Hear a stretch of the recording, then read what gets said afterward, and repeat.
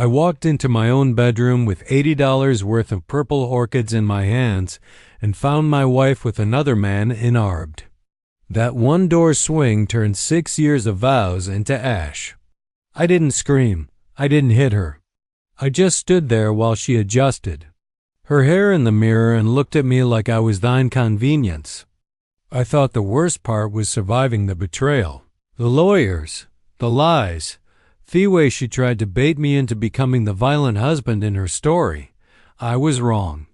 The worst part came months later when I finally let myself breathe again when breathe again when I met someone kind, someone real, and my ex decided she'd rather see us dead than see me move on. 1 second, I'm laughing in a parking lot with my new girlfriend. The next, an engine is screaming toward us like a missile. And the question that still haunts me isn't what she did. It's why I almost didn't see it coming. Before I share my story, I want to know you are here with me. Just say listening in the comments or tell me where you're watching from. I love seeing how far a story like this can reach. Sometimes knowing someone is there makes all the difference. If you've ever been blindsided by someone you loved or you're still trying to put yourself back together, I hope you'll stay with me. And if you want more real stories told with honesty, no fluff, no filters, please subscribe. It helps more than you think, and it tells me I'm not alone telling the truth out loud. My name is Briar Lockage. And now let me tell you everything. My name is Briar Lockage. I'm 31 years old and I live in Charlotte, North Carolina. I work as an operations data project manager for a logistics tech company in Uptown. The kind of job where your calendar owns you and your phone never really stops buzzing. I'm telling this the way it unfolded straight through because looking back now, I understand that every reaction I had, every pause, every decision to stay calm instead of exploding was shaped long before my marriage ever began. There is one rule that has been welded into me since childhood. I will never become the kind-of person who makes someone else afraid. I learned that rule early watching my mother scream and throw things in the middle of the night. Plates shattering, doors slamming while my father stood there, silent shoulders, rounded eyes shallow. I learned what fear looks like on someone you love. And I promise Edness I would never be the man who puts that look on another face. Losing control terrifies me. More than buying wrong. From the outside, my life looked exactly like the brochure. A neat suburban house in Valentine with a 2-car garage, trimmed lawn, and sunlight that poured into the kitchen every morning. Our wedding photo sat on the shelf by the staircase. Delaney and White me in a navy suit. Both of us smiling like we believed every word we'd said that day. 6 years married, no kids yet. Plenty of plans. The rhythm of our days hadn't collapsed. It had thinned. I worked long hours. Delaney worked part-time more out of obligation than ambition and complained often about being tired. We still ate dinner together, still sat on the couch and watched shows. But the conversations between us had grown narrow, careful, like we were. Both afraid of stepping wrong. Sunday mornings were the most normal. I'd wake up first, grind coffee, check my work calendar on my phone. Delaney would wander in barefoot wrapped in one of my hoodies, hair still perfect in that unfair way some people have. On one of those mornings as I poured coffee, I noticed something so small I didn't even name it at first. Her phone was face down on the counter. When I stepped closer to kiss her cheek, she slid it toward herself without looking quick reflex like pulling a hand away from heat. I told myself what any reasonable husband would tell himself. Everyone deserves privacy. Don't invent problems.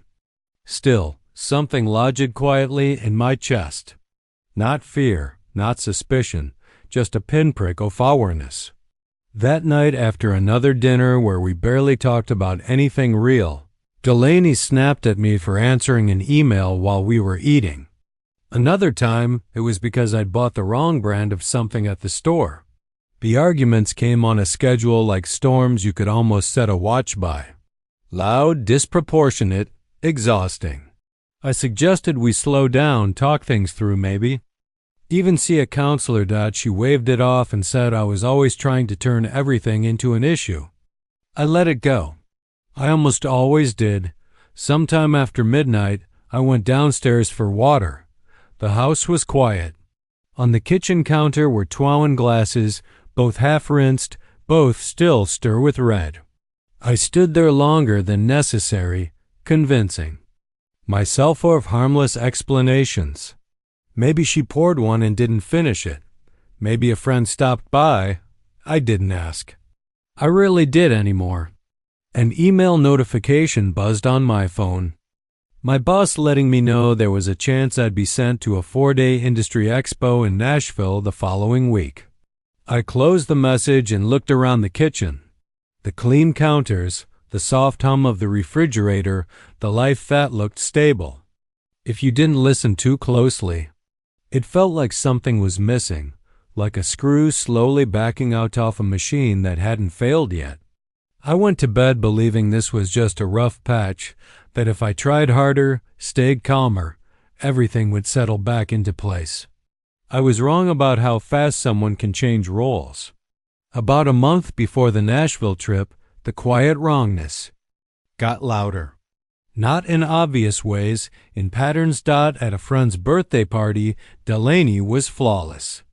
She laughed at the right moment, slipped her hand into mine when people were watching, told a story about my job that made me sound perpetually stressed but well-meaning. Breyer works too much, she said with a smile like it was a shared joke. People nodded sympathetically at me. I didn't realize until later that she was building a version of me that fit her narrative. The moment we got home, the switch flipped. She picked a fight over something meaningless, accused me of embarrassing her, twisted the event until I was apologizing without fully understanding why. That was the night it clicked. This wasn't just anger. This was image management, public calm, private chaos. I scheduled counseling the next week. I paid for it. I chose my own reputable. I even wrote a list of things I wanted to work on. Communication boundaries, the yelling. In the session, the therapist gently suggested that Delaney might escalate conflicts to avoid accountability. Delaney burst into tears, said she was being attacked, said I'd teamed up with a stranger to make her look unstable. She stood up and walked out mid-sentence. I followed her to the parking lot and stopped when she turned on me, eyes sharp, voice low. She said I was just like my father, weak, controlling, always trying to manage other people instead of facing myself. She knew exactly where to aim. I did nerg. I couldn't. I recognized the tactic even as it worked. A week later, after another argument, Delaney said she needed air and disappeared for 2 hours. She didn't answer my calls. When she came back, she acted annoyed that I was worried. As she passed me, I caught a glimpse of a parking receipt sticking out of her jacket pocket. She snatched it away before I could read it. A few days after that, I noticed a calendar notification on our shared tablet. An appointment at a hair salon I didn't recognize scheduled. During hours, she told me she was working. I checked our phone records. There were multiple calls from a number I didn't recognize on the same day. That number was gone from her phone. I still didn't accuse her, but he understood what I was seeing. Someone was erasing tracks. One night, after a few drinks, she casually floated the idea of an open relationship. She framed it like maturity, like modern problem solving. I said no. Immediately. That wasn't who I was. She didn't argue. She just smiled and said, "One day you'll understand why people need options." The way she said it stayed with me. I spent the rest of that month in a state I can only describe as tired vigilance. Half of me wanted to believe grief and stress were to blame. The other half saw system-forming disappearances, erased calls, public performance, private provocation. I had no proof, just patterns. I told myself there were two possibilities. Either this was a marriage in crisis that could still be repaired, or there was another life running parallel to mine, and I was standing outside Theodore. I didn't know yet that the door wouldn't creak when it opened. It would slam. 1 to 2. Weeks before Nashville, the house started behaving like a lie that had learned how to breathe. Some days felt brittle, every word stretched tight enough to snap. Other days, Delaney was strangely soft, almost careful, as if she were compensating for something I couldn't see yet. That contrast did more damage than the fighting ever had. When someone yells, you know where you stand. When they smile at the wrong time, your footing disappears. One night, she cooked dinner from scratch. Not reheated leftovers, not something rushed, but a full meal with plates warmed in the oven and candles she hadn't used in years. She asked about my meetings, listened without interrupting, even laughed at a story that normally would have earned an eye roll. At one point, she mentioned Amory from early in our marriage, a weekend drive we took with no destination. Windows down music tulude, convinced we were doing life the right way. The way she told it sounded practiced, like she'd rehearsed the emotion. I felt hope and suspicion rise at the same time, tangled so tightly I couldn't separate them. What I couldn't ignore was her phone. It never left her. She carried it into the shower, set it on the counter when she brushed her teeth, held it in her hand even when she walked the trash down the driveway. When I entered a room, her screen would tilt away by instinct, her thumb already swiping to something harmless. It wasn't frantic. It was smooth. That scared me more. A few nights later, something small cracked the illusion. I knocked over a glass of water on the kitchen counter. It spread in a thin sheet over the edge. Nothing dramatic. I reached for a towel, already apologizing. Delaney's reaction came fast and sharp like she'd been waiting. She stepped into my space voice, raised eyes. Hard dot, she accused me of being careless, useless, exhausting dot, then she aimed straight for the one place I'd never armored. She compared me to my father, called me weak, the way she knew would hurt most. I saw it then clear enough to slow my breathing. She wasn't just angry. She was pushing, testing, watching for the moment I might lose control. I felt my chest tighten. My hands curled, the old reflex, begging tones were forced with force. Instead, I stepped back, said nothing, and walked into the garage. The concrete floor felt cold through my shoes. I stayed there until my pulse settled.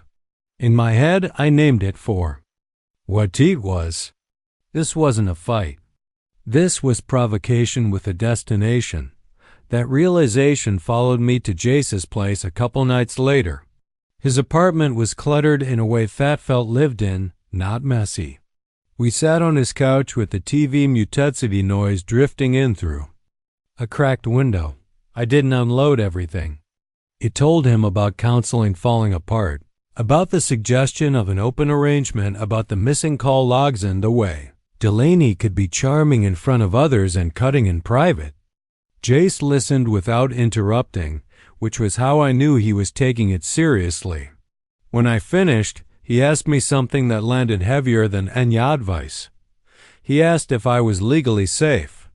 He talked about how quickly a narrative can turn in a bad separation, how any accusation can erase years of good behavior. He told me calm had to become instinct, not effort, and that I needed to start paying attention to details the way an accountant watches numbers, dates, times, patterns, not to trap her, but to protect myself. I left his place unsettled, but clear, too. Days later at work, my Nashville schedule shifted. A client change moved me departure up by a day. I texted Delaney to let her know. Her response came back immediately, just one word. No questions, no curiosity. That lack of interest lodged in my chest. That night, I heard her outside on the patio. Voice low, almost gentle. I caught fragments through the door. Not tomorrow. Not yet. Wait for the signal. When I stepped out, she ended the call instantly and accused me of watching her. The accusation came too fast, Toretti. In that moment, I understood something I hadn't wanted to admit. Shay had built time around my absence, and my schedule changing threatened it. I went upstairs and packed in silence. The question in my head shifted from whether we could fix this to whether I could survive it intact. Nashville was coming, and whatever Delaney was preparing for, she believed I wouldn't be there to see it. Nashville blurred together in fluorescent lights and polite conversations, but my mind never left Charlotte. The hotel room was quiet in the way that amplifies thoughts. I replayed Dellen's words over and over, the calm certainty in her voice. The way she hadn't asked a single question about my change schedule. On second day, everything accelerated. A serious system failure hit back home. My boss didn't say urgent lightly. When my phone buzzed, I knew. I booked the first flight out without hesitation. On the drive to the airport, my mind split clean in two. One version of me pictured walking into my house early, unannounced, surprising. Delaney in the good way catching her midday laughing, reminding her of the version of us that used to exist. The other version clung to a phrase, that wouldn't leave me alone. Wait for the signal. That version felt the ground shifting, like I was stepping into something already moving without me. When I landed, I didn't go straight home. I stopped at the flower shop near our neighborhood and bought purple orchids, the kind tied to our first date, the kind that still meant something to me. I added champagne, expensive chocolate. I built a fragile story in my head and held it carefully, knowing how easily it could break. I texted Delaney that I was coming home early. No time. Just the idea. Her reply came instantly. Short. Empty. Her car was already in the driveway when I pulled in. Music drifted down from upstairs, louder than usual. Wrong. In the kitchen, 2 wine glasses sat in the sink. One had lipstick on it. I stood there longer than I should have, negotiating with reality like it might bend if I waited. It didn't. Single quotes. T. Upstairs, the bedroom door opened without resistance. Delaney was in our bed with a man I didn't recognize. The orchid slipped from my hand. Petals scattered across the floor. The man panicked, scrambled for clothes, tried to bolt past me. Blocked him. My hand closed around his throat before thought could catch up. I stopped myself, slapped him twice instead, stepped back. He fled without a word. Delaney didn't scream, didn't cry. She adjusted her clothes, checked her reflection, and asked why I was back like I was the inconvenience.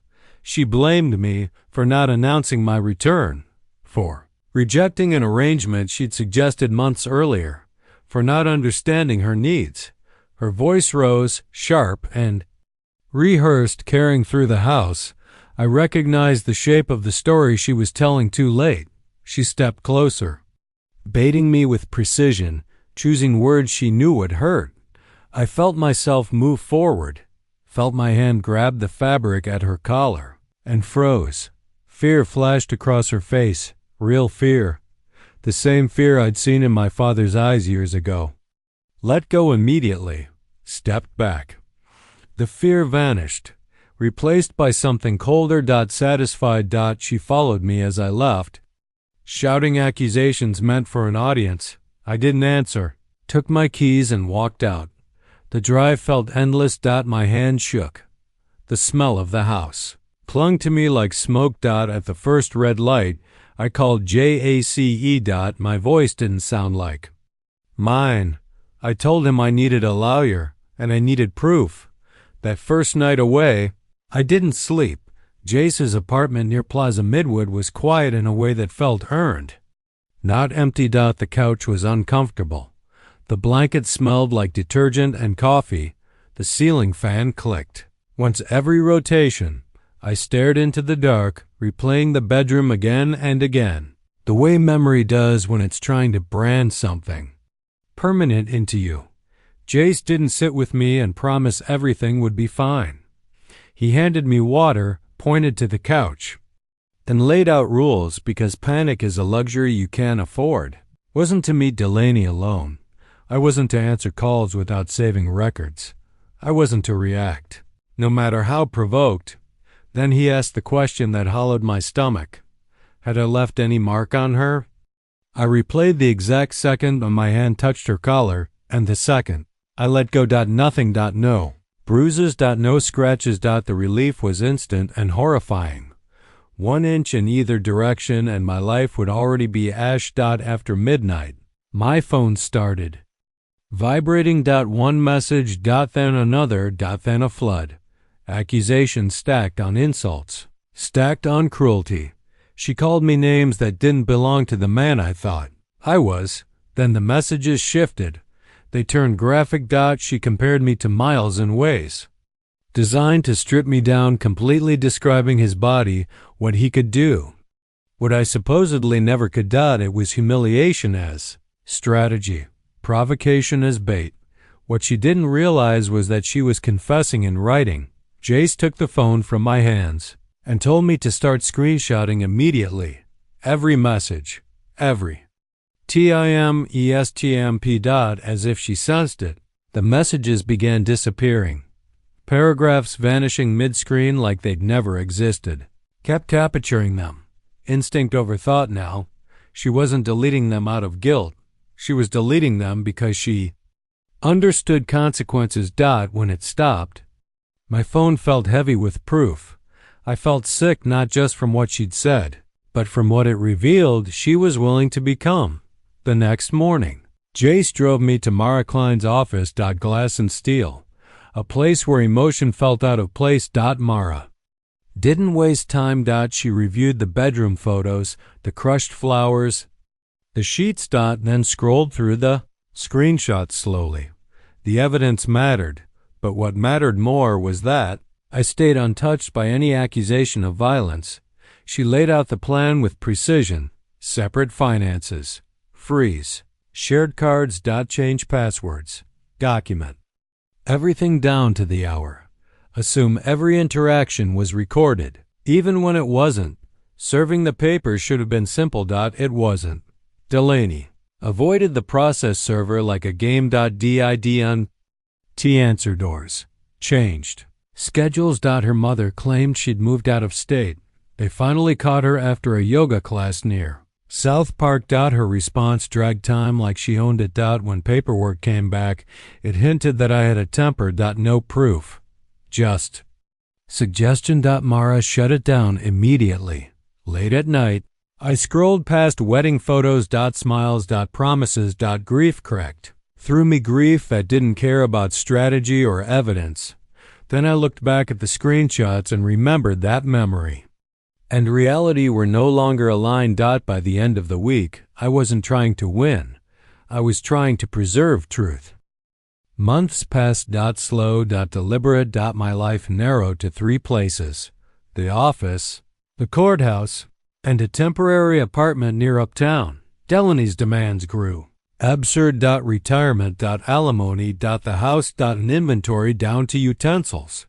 She missed deadlines. Changed positions. Delayed everything, because every delay cost me. Through friends, I learned she was still seeing Miles while asking the court to maintain her lifestyle with my income. Tried dating apps out of exhaustion. The conversations were hollow. The mornings after felt worse. I wasn't built to replace connection with distraction. One Saturday, I wandered into an independent bookstore in Noda out of habit. Science fiction shelves. Too many changes all at once. LOD. Hart noticed my confusion and laughed softly. She talked about books like old friends. We talked for nearly 2 hours. For the first time in months, I forgot my phone. On our first real date, I told her the truth. She didn't flinch. She asked if I was safe. That felt like oxygen. Then the coincidences started. Delaney's attorney referenced details only someone watching me would know. A dark SUV appeared near my building more than once. Message came late one night. One sentence. Cold. Direct. Did I really think I could start over? Mara didn't soften it. This was no longer just divorce. It was safety. Realized then I'd been wrong about the worst moment. It wasn't the bedroom. It was understanding she wasn't done controlling the story. And that meant she wasn't done with me. The weekend after, Charlotte slipped into that quiet cold that doesn't announce itself. Muted streets. Yellow streetlights. Elodie and I chose something ordinary. South Park Mall. Crowds. Cameras. Logic said safe. My body disagreed. I parked farther out, heard an engine rev. Saw the SUV. Inside, things felt normal again. That was the danger. Back outside. The engine looped. The SUV circled. Then it roared. The impact was ugly. Violent. Crack that cut through everything. Elodie screamed. Her leg bent wrong. The SUV reversed. That's when I knew. Not an accident. I dragged her behind parked cars as the SUV slammed into the row we'd just left. Then the door opened. Delaney stepped out. Calm. Composed. Her eyes were flat. She walked toward us like this was planned. Before she reached us, someone tackled her from the side.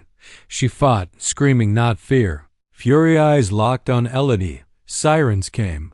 Cuffs clicked. Bystander showed police a video. The circling, the charge, the reversal. At the hospital, Mara told me plainly this was criminal now. Months followed on parallel tracks. Elodie's recovery. The investigation. The frozen divorce. In court. Evidence spoke without embellishment. People in distress don't circle lots. They don't reverse and try again. The verdict came. Back guilty. I didn't feel victorious. I felt finished. We moved forward, not to erase the past, but to survive it. Power isn't force. It's clarity. Documentation. Refusing to become the character someone else is writing. I lost a marriage. Didn't lose myself. And if any part of this sounded familiar, if you've ever stood in a quiet kitchen staring at details that don't add up, know this. You're not weak for hoping. You're not crazy for noticing cracks. Someone is listening. I am.